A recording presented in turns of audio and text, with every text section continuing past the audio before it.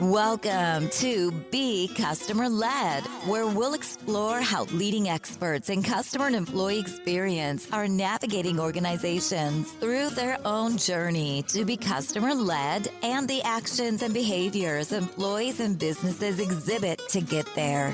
And now, your host, Bill Staikos.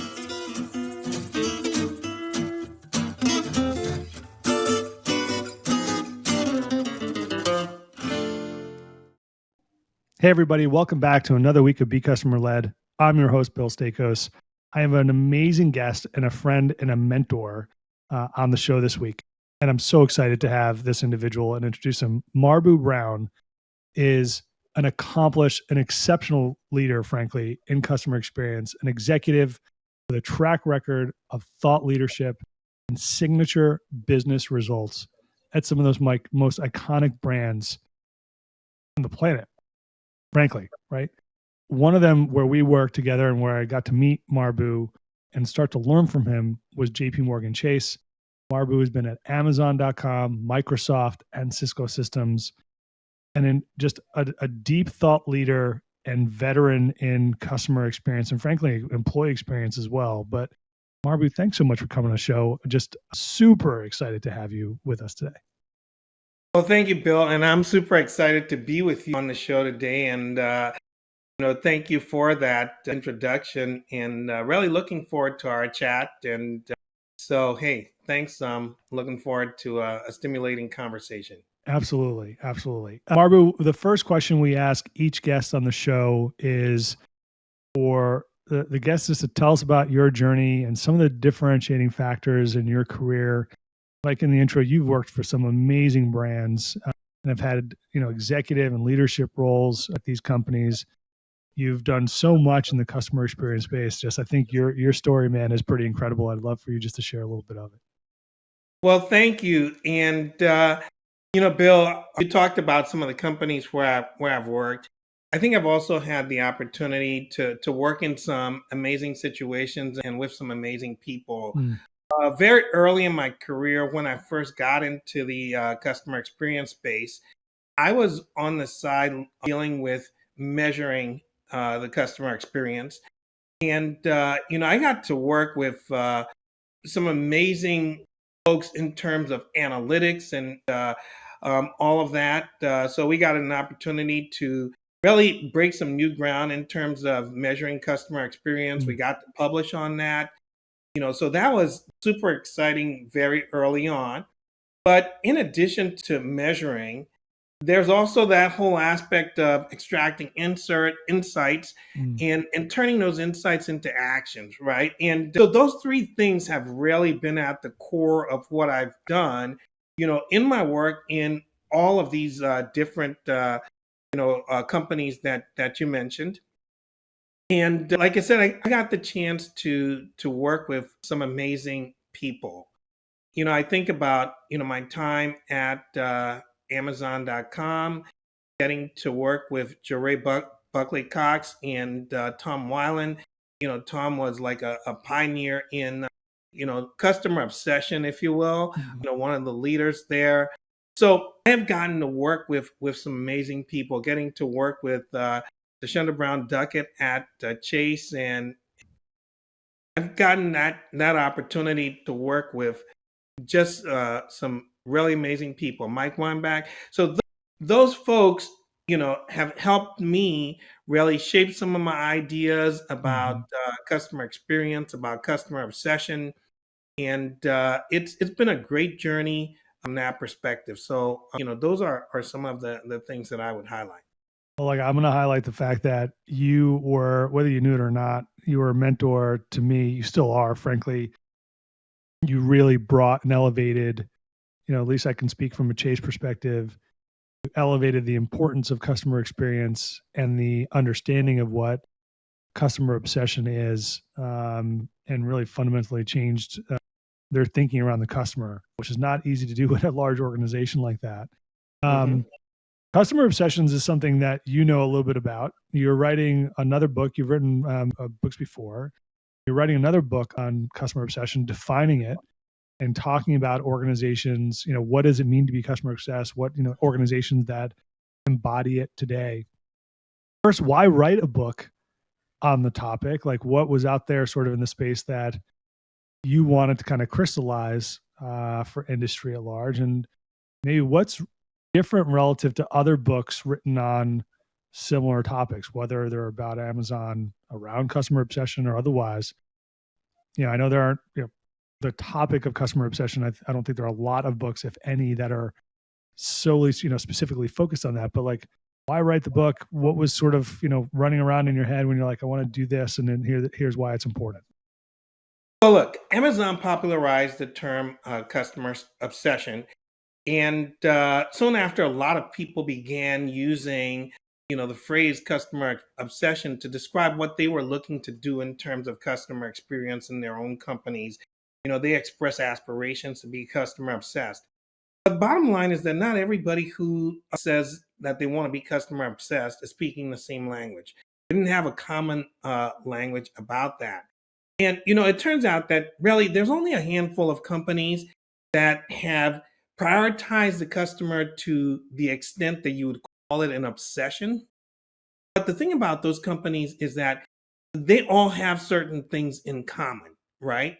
So what I wanted to do was to extract those commonalities, those differentiators, and use that to put a clear definition of customer obsession on the table so that when we're talking about it, we can all be talking about the same thing, right? So that's one aspect of it. I'll tell you another reason why I wanted to do it, because another thing about those companies who give a badge for customer obsession is that they have extraordinary business results, right? And so as a business strategy, this is a business strategy that people should really hone in on, because it can really catapult their companies to new levels. And I'll give you an example of something. From 2014 to 2017, Amazon stock price tripled. From 2017 to 2020, it tripled again. Okay. That's one of the companies, obviously, like we said, the phrase customer obsession originated with them. And so obviously they would be one of the people that would be on the list. Let me give you another example. Chick-fil-A. If you look at all quick service restaurants, Chick-fil-A ranks number 3. That's behind McDonald's and Starbucks, right? But at one point, when Chick-fil-A was even still climbing the ladder to get there, if you look at their per restaurant revenues, their per restaurant revenues were more than McDonald's, Starbucks, and Subway combined. Okay, so if you look at it on a unit basis, right? Yeah. I'll give you one more company, Costco. All right. Costco has over 90 million paid memberships. They have a renewal rate that's over 90%. Bottom line is, when you look at some of these companies that, will fit into this category of customer obsessed, what I call the customer obsession icons, their business results are phenomenal. I could keep going on, but we only got a certain amount of time, so we'll leave it at that, and we'll pick it up later on. Those are 3 companies that I am a customer of. It always amazes me that no matter what time of day or what day of the week, obviously excluding Sunday, Chick-fil-A, the number of cars waiting to get their order, and you get it and you just kind of, their line, but that line goes so quickly. You've got your food in minutes. Their ability to turn over customers is second to none. I mean, way better than anything I've ever seen in McDonald's or Starbucks or anybody else. Marbue, when I think about terms like customer obsession, and I get to talk to a lot of companies kind of given the role I'm in too, they conflate the term a lot with customer focus, customer centric, customer obsessed, et cetera. What are some of the differences for you between the 3? And, why should we stop conflating those 3 terms? Well, let me start off by saying that in the book, one of the things that I deal with is something called the customer obsession continuum, right? And I would start off by saying that customer focused and customer centric aren't the same, and then they're different from customer obsessed, right? But just for discussion's sake for now, I'm just going to look at customer obsessed versus the other two, right? Okay. Let me start off by saying that in the customer obsessed category, one of the things that separates them from the other two is this whole notion of consistency, right? Look, all of these companies create wow moments for their customer focused, customer centric, customer obsessed. But the level of consistency with which the customer obsessed companies do it far outpaces the others, right? So that's one of the big differences that you're going to see. Mm. I'll tell you another aspect of it, and that is in terms of when big decisions are being made. And you've got a tough decision on the table and you got tiebreakers, right? What breaks the tie? When you're in a customer obsessed company, the interest of the customer breaks the tie, right? When you're in a customer focused or a customer centric company, well, you might find that something else breaks the tie. It might be something that has to do with financials or something along those lines. Mm-hmm. But in customer obsessed companies, they take the position that, if it's good for the customer, it's good for business, it will pay off. Mm-hmm. And so that's another aspect of it. And then you can look at, where do people put their investments? And that's another place where you're going to see a difference between customer focused, customer centric, and customer obsessed companies. You're going to find that, for example, in the customer focused or customer centric companies, their investments might be around, measuring customer experience, understanding the impacts of customer experience, but maybe not as much in the customer experience itself. Mm. Right.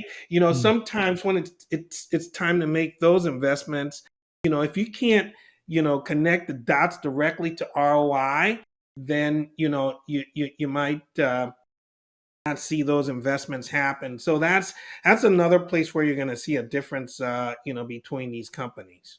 I really love that distinction of investing in the capabilities to help you understand the experience, but not in investing in the experience in and of itself. Like that, Yeah. that to me really sticks out in a big way, certainly in the brands that I personally connect with, et cetera. I really love that and appreciate that distinction, and has me now thinking about every company I've worked for or that I talk to and like how are they approaching it. It's incredible to me how big brands that we interact with every day are investing in understanding the experience, but may or may not really invest in the experience in and of itself. I think people would be shocked necessarily, but is there a maturity path to get to customer obsession, right? I think of it more like, you've got your college level one-on-one course. Maybe you're investing in understanding the experience. You get to 2 or maybe 300 level courses. You're now, maybe doing advanced analytics around that. And maybe we can get to graduate level course or a 400 level course, right? You're investing in the experience, perhaps. This doesn't happen overnight though, right? Talk to us a little bit about that maturity path. Well, let me say something about, whether or not it can be done overnight. So not overnight per se, but there have been some companies, not a whole lot, but there have been some companies who have been able to make a dramatic turnaround in 1 year.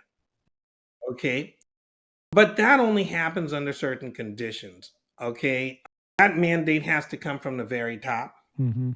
And it's not just a matter of a mandate coming down, but it's also a matter of from the very top, there is a demonstration of this commitment to customer obsession. There are a succession of decisions that back it up. Okay, things like that people can see, and they can relate to, and they can say, hey, this is a bandwagon that I need to jump on, and they can follow along on that. So there have been some companies who have been able to make a dramatic turnaround in a relatively short space of time. The thing I would say though is that for anybody, first of all, they need to get a good assessment of where they are and what the gaps are. Hmm. And so, I mentioned about the customer obsession continuum, I one of the things that I deal with in the book is that whole continuum. There's a couple of more categories besides customer focused, customer Hmm. centric, and customer obsessed, right? And it's a good thing for people to get an assessment of where they are and identify what are some of the gaps. Let Hmm. me give you an example. If you want to have a customer obsessed company, you need to mobilize the company around customer obsession. So, what does your communications, strategy look like? Hmm. Are top down communications, mobilizing the company? Is this a prominent topic, in your communications? Or let's take decision making forums Hmm. like business reviews, like offsites, like all hands meetings, all of those kinds of scenarios. All hands meetings may not always be decision making forums, but it's where you communicate to people and you Hmm. rally the troops and all like that. Does the voice of the customer have a position in those forums, if you will? And is it more than a check the box activity? Does it get a real hearing? Does it get real consideration? Does it translate to any follow-ups that happen afterward? That's another thing, that folks need to look at in terms of gaps, right? So, you have to first of all make an assessment of where you are, Hmm. right? And then you can begin to build on those types of things. And frankly, customer obsession, the movement towards it works best when it can be integrated into the rhythm of the business, right? And there's some very specific, you know, um, pieces that I'll refer to as we get into this a little bit Hmm. further. But you got to get those pieces incorporated into the rhythm Hmm. of the business. So really interesting. How we talked a little bit about outcomes, or you talked about a little bit of some of the outcomes at the top of the show. Stock price being one of them. Chick-fil-A's individual store sales relative to other players out there like McDonald's and Starbucks. What are the other types of business outcomes you see or proof points that an organization would expect to see when they sort of quote unquote arrive, assuming it's a destination versus a journey? What are some of those other proof points that you see organizations start to deliver on or start to see? Well, let me say that you'll see a change in your customers. You've heard the expression "raving fans," Hmm. but let me give you some concrete examples of what it means when customers are raving fans. Okay, and I'll start again with Chick-fil-A and use some other examples. I remember back when I was living in the Seattle area, Chick-fil-A opened a restaurant in Bellevue, Washington. Okay, and when they opened that restaurant, it became like a traffic issue. There were cars from Chick-fil-A, coming out of their parking lot, going onto the street they were on, backing up into another side street, and going all the way into the highway ramp, right? And they basically, there were so many people trying to get in that they had to bring, police in, for crowd control. Incredible. People who were going to Chick-fil-A were parking in the Whole Foods across the street. They were parking in the gas station across the street. They were parking in the parking lot of the hotel next door. I mean, that's the kind of thing that I would call raving fans. Now, Yeah. you know, if that went on for 2 weeks, you'd say, wow, it's new, right? But the thing went on for months, right? I mean, so that to me is like, it's a level of commitment to go in there and getting Yeah. that's beyond normal, right? Look, Costco. Costco shoppers, some of them have been so fanatical that they've coined a term called Costcoholics, right? I mean, there's people who have held weddings in Costco. There's people who have gotten The logo. Kirkland Emlyn Yeah. tattooed on them. I mean, now some of this is kind of extreme, but the bottom line that I'm saying is that when your customers get to that level, they're not ordinary customers anymore. They become raving fans, rabid fans. You know, I mean, things are a little bit different now, but think about when every time Apple would release a new, iPhone or something, people be camped out in front of the stores for days, Yeah. right? I mean, now, most everything can be online. And frankly, even, before the pandemic, you could still order the stuff online, but people would be ordering the stuff online and still camping out to go to the store Yeah. to get it like the first day, right? So, this is one of the kinds of things where the level of commitment that your customers have will be extremely tangible.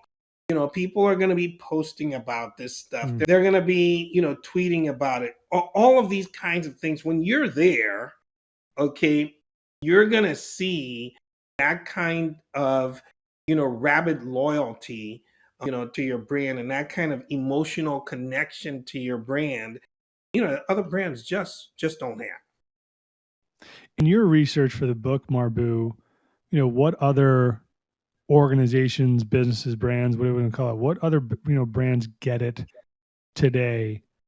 And other examples that you want to bring out from the book. And also conversely, are there companies, and maybe we don't want to call it companies, but maybe industries more broadly that are far from customer obsession? Like, what factors are driving that, do you think? And That's that my the name fault. of the That's my book fault. is Blueprint for Customer Obsession. Okay.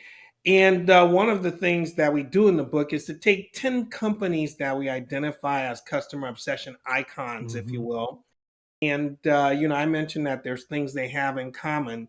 And so we pull out those things from the 10 icons and, use them to show what the definition of customer obsession is, right? Now, we've mentioned some of those icons, and so I'll mention some of them and add a few additional ones. But Amazon gets it, right? I mean, we kind of started there, but again, if you think about some of the things that Amazon has put on the table, whether it started with 2-day Prime delivery, which is being moved back into 1-day Prime delivery. You can think in terms of how they status your order. You're getting, constant updates on what's going on if your order, with your order, or where it is, and all of those kinds of things.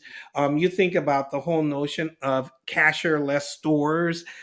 They're constantly doing things that will, just improve the experience, for the customer. We've talked about Costco a little bit. Think in terms of their returns policy, right?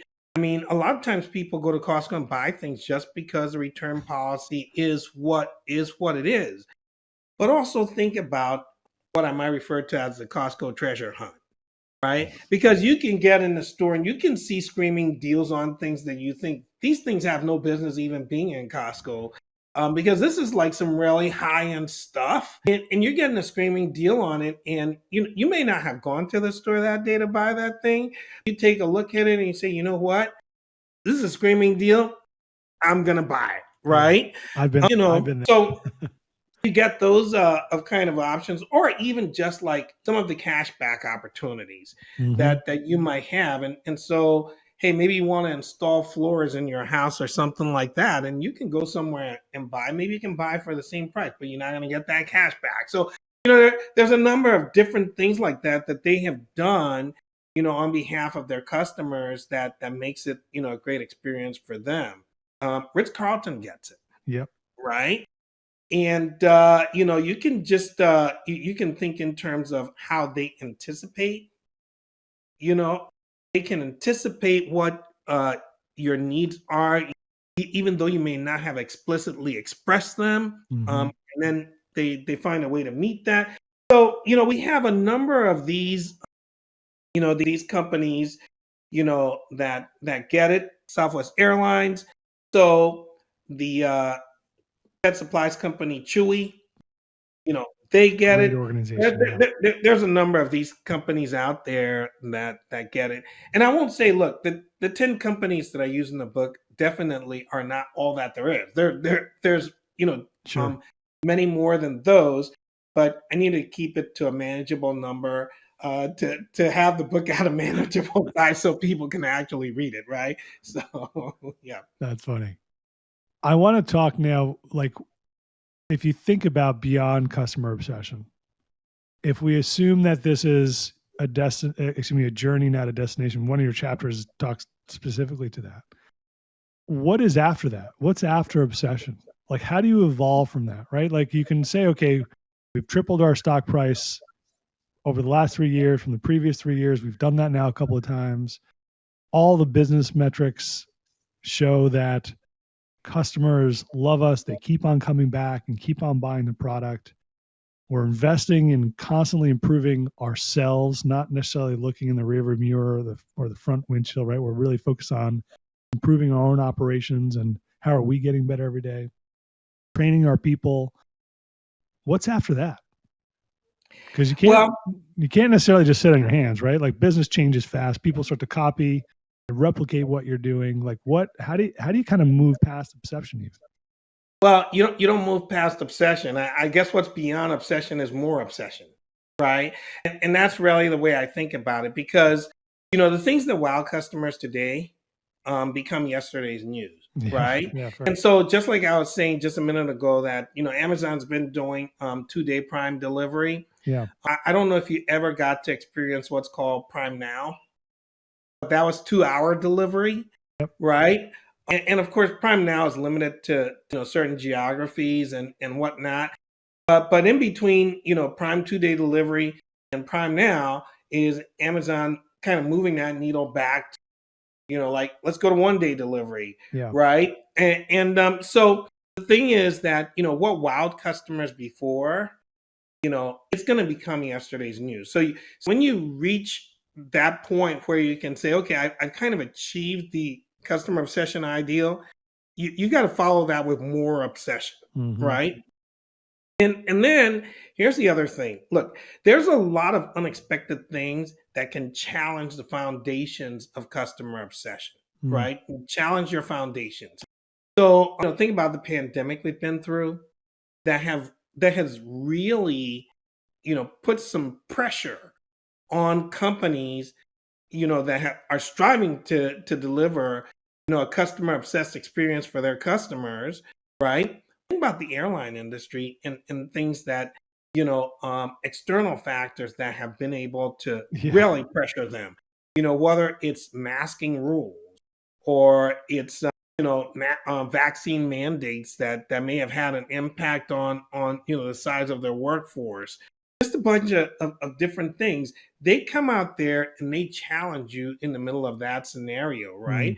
Or you think about the grocery stores and you think in terms of, again, like the Costco's and stuff like that, and how do you create a safe store environment for people to shop in those types of scenarios? Now, that's a type of pressures that may have been brought on by the pandemic, but the bottom line is these unexpected things are always going to be there. And so the company always has to be prepared for those types of disruptions, any kinds of disruptions, right? And our environment is constantly being touched by disruptions of every kind, right? And so I would say that after customer obsession is more obsession, right? Because that is essentially how you stay at that elite level. Great answer. I've got a couple more questions for you, Marbue. I know it's Friday afternoon, and I'm sure you got work to do. One, but number two is you want to get sort of get on with your day too. So again, thanks so much for coming on the show. We ask every guest, Marbue, is where they go for inspiration. Where do you go? Okay, and Bill, I'm happy to answer a couple more questions. I know, if you want us to. I know. You're so generous with your time. You always are. It's awesome. So but hey, in terms of going places for inspiration, first of all, I would like to go to folks who have lived the journey, right? And so when you think in terms of living the journey, I think in terms of Joe Colom, who started Trader Joe's, and looking at his journey and understanding that. I think about some of the folks who have installed stuff at Ritz Carlton, Hmm. and I'm reading some of their material because they have lived the journey, right? So I think in terms of those folks. But I also go back to some of the folks that I mentioned early on that I've gotten to work with over the years. I think about somebody like Tashonda Duckett, who is super inspirational, and she disseminates culture in an extraordinary way. Hmm. I think about somebody like Mike Weinbach. So I draw inspiration from those folks. And I think it helps me to keep going. So people that I mentioned at the top are definitely folks that I go to for inspiration. Cool. Marbue, I started asking a question. I'll give you an opportunity to ask this as well, but I started asking questions of my previous guests. What is the one question I should ask my next guest? Okay. Now, I won't say, I'll tell you off sort of recording who asked this, but she works for a major brand. She heads up experience design and insight for that brand, senior vice president there. And her question to you Okay. was, what are the roadblocks? And maybe we'll keep it in the context of customer obsession here, but what are the roadblocks that you see organizations, teams facing that don't allow them to deliver the types of experiences that drive sort of that obsession, internally or even externally from a customer perspective? Well, look, I think the biggest roadblock is protecting existing franchises, right? When a company has achieved a measure of success, and they've achieved a measure of success, based on a certain, product that they've delivered, based on a certain service that they've delivered, or a certain business model. And then comes along, something like a business strategy, like customer obsession, and it asks them to do something different than they've been doing, and they think that there's a possibility that it could threaten the franchise. Okay, I think that's the biggest roadblock, because people are hard pressed to take the risk unless they can see all the dots Mm, connected, right? But I'll tell you, I'll give you an example of something. When Apple first introduced the iPhone, okay, the iPhone was not compatible with Mac OS. yeah, that's right. Okay. And when folks were given that mandate to build the iPhone, it didn't have a constraint that it needed to be compatible with Mac OS. And so that stuff came on the back end. The bottom line is that it gave them a chance to create in a way that built a great other franchise, and then the franchises got connected together, right? But that's the biggest roadblock that I see. Um, that would stop people from doing some of the things that they Mm. need to do. I think that's a great example. I think the corporate fear behind the unknowns, not being able to collect all the dots to connect them, is a great example and a really big roadblock that I've even seen myself in past lives. I don't do this, by the way, Marbue, because I'm a lazy podcast host. I just think it's a fascinating way to actually have a conversation. But what's the one question I should ask my next guest? What's your question? I'm wondering if my question is fair or not, because what comes to mind for me is, does your company have one policy that would make your customers or your competitors do a double take because it's so favorable to the customer? Hmm. So, and I think that's a question for people to reflect on. Have they achieved a level of customer experience excellence that they have a policy that would fit into that category. Okay. I can't wait to ask this question. That's a great, great question. I didn't know how this would go, by the way, but I'm already loving it. So I'll make sure that I keep on doing it. Marbue, I know that you're still trying to work out a date for publishing the book. Any idea on when or what's your hope for getting it out there for sale? What's your target date or target kind of? Well, I expect the book to hit shelves in about 90 days. Okay. So that's kind of like the ballpark, release time. But it'll be available for pre-order before then, and I'll circle back with you and give you like an update on when it's available for pre-ordering and stuff like that. So yeah, I can't wait. I will be on the pre-order list. I know you have been gracious enough to allow me to have a sneak peek, which is pretty amazing. But I will be on that pre-order list for sure, and I'll make sure that we're talking about it on the show and we're talking about out in our social media. Marbue, it's one, wonderful to see you. Two, thank you again for coming on the show, talking about your book, talking about customer obsession and the differentiators there. You really are an inspiration in this space, and I'm grateful for your time. Thank you. Well, thank you, Bill. I really appreciate being with you on the show. It's been a pleasure. Great seeing you as well. And hey, I look forward to future conversations. Absolutely, absolutely. All right, everyone, that's a great show for us this week. We're out. Talk to you soon, Thanks everyone. for listening to Be Customer Led with Bill Staikos. We are grateful to our audience for the gift of their time. Be sure to visit us at becustomerled.com for more episodes. Leave us feedback on how we're doing or tell us what you want to hear more about. Until next time, we're out.